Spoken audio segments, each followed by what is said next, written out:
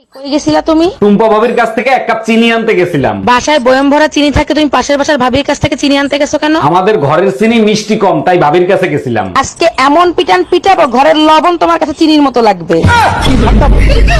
আচ্ছা, একটা কথা বলি, সত্যি সত্যি উত্তর দিবা, একদম মিথ্যা বলবা না। কি বলো এগুলো? আমি কি আজ পর্যন্ত তোমার মিথ্যে কথা বলছি? বলো কি জানতে চাও। আচ্ছা, তোমার সাথে যদি কালো একটা মেয়ের বিয়ে হতো তখন তুমি কি করতা? শোনো, কালো হোক আর সাদা হোক, বিষ তো বিষই, তাই না?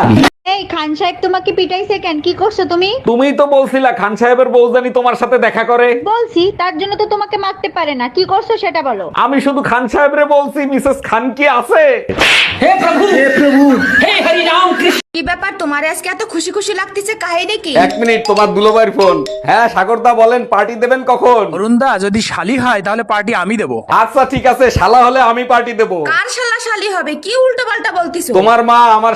শীত শুরু হওয়ার পর থেকে একদিনও গোসল করো নাই। তুমি জানো গোসল না করলে তোমার শরীরে কত ধরনের রোগ ব্যাধি হতে পারে? শোনো, গোসল করার অনেক উপকারিতা আছে, সেটা আমি জানি, কিন্তু তাই বলে গরমের জন্য পানি বাঁচাবো না, এতটা খারাপ আমি না। শালা পিচাসের বংশধর।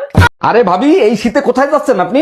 গরিবদেরকে কম্বল আর ভালোবাসা দিতে যাচ্ছি। আপনি শুধু ভালোবাসা দেন, তাতেই গরিবরা খুশি হয়ে যাবে। কি বলেন, শুধু ভালোবাসা দিলেই হবে, কম্বল দিতে হবে না? একবার ভালোবাসা দিয়েই দেখেন, গরিবরাই আপনাকে কম্বলের ভিতর নিয়ে নেবে।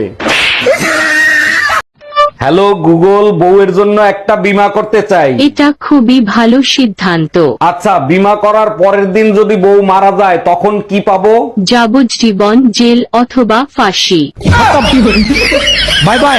ভাবি, ভাই কোথায়? ভাইরে দেখতেছি না। আপনার ভাইকে হসপিটালে ভর্তি করছি। হসপিটালে কেন? কি হয়েছে? সকালে হাত পা ভেঙে গেছিল। কালকে রাতেও দেখলাম ক্লাবে মেয়েদের সাথে ড্যান্স করতেছে। আমিও ডান্স করতে দেখছি। Bye bye, tata.